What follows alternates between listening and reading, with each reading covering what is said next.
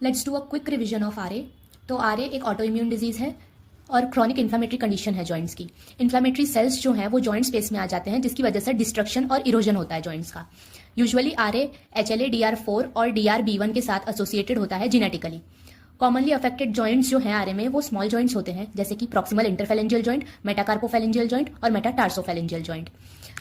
ये स्पाइन को भी अफेक्ट कर सकता है, स्पेशली एटलेंटोएक्सियल जॉइंट, मतलब C1 और C2 वर्टिब्रा का जो जॉइंट होता है वो, और उसकी वजह से सर्वाइकल एरिया में पेन होता है जो रेडिएट करता है ऑक्सीपुट में। क्वाड्रिपेरेसिस भी हो सकता है उसकी वजह से, और दूसरी सेंसरी एबनॉर्मेलिटीज भी हो सकती हैं। सिमेट्रिकल इन्वॉल्वमेंट होता है जॉइंट में आरए में। Pain, swelling, stiffness of joints देखने को मिलती हैं। लेटर स्टेजेस में लार्ज जॉइंट भी अफेक्ट हो सकते हैं। एक्स्ट्रा आर्टिकुलर मैनिफेस्टेशंस अगर देखें हम आरए में, तो लंग्स में फाइब्रोसिस हो सकता है और प्लूरल इफ्यूजन देखने को मिलता है। अगर कोल वर्कर न्यूमोकोनियोसिस हुआ है किसी को और उसके साथ उसको आरए होता है तो that is Kaplan syndrome. Blood vessels में यूजुअली वास्कुलाइटिस होता है। एथेरोस्क्लेरोसिस भी हो सकता है और उसकी वजह से कोरोनरी आर्टरी डिजीज भी होती है। कार्डियोवास्कुलर सिस्टम में पेरिकार्डाइटिस, एंडोकार्डाइटिस और मायोकार्डाइटिस देखने मिलता है। आईज में स्क्लेराइटिस हो सकता है और dryness of eyes, that is keratoconjunctivitis सिक्का।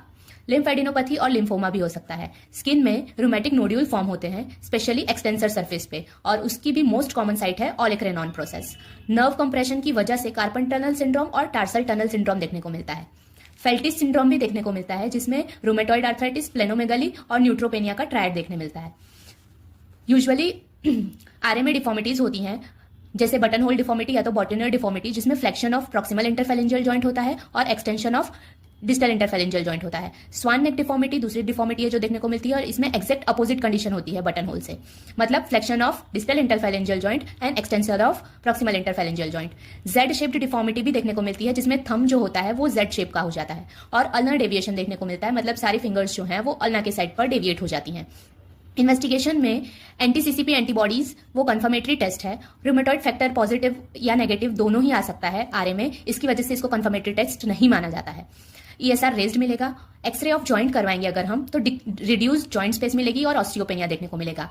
एक्सरे ऑफ स्पाइन या MRI ऑफ स्पाइन भी करवा सकते हैं।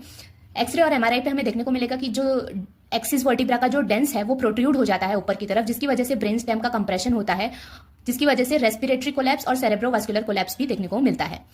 आरए में most common cause of death है कोरोनरी आर्टरी डिजीज, जो प्रीमेच्योर एथेरोस्क्लेरोसिस की वजह से होती है। Thank you.